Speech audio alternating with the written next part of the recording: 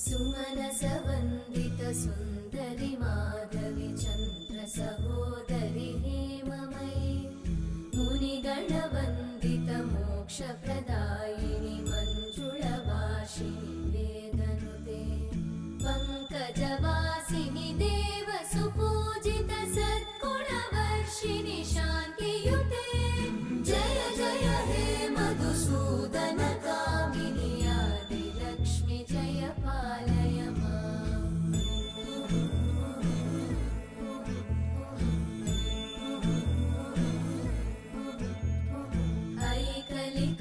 ऐकलिकल्मषनाशिनि कामिनि वैदिकरूपिणि वेदमये क्षीरसमुद्भव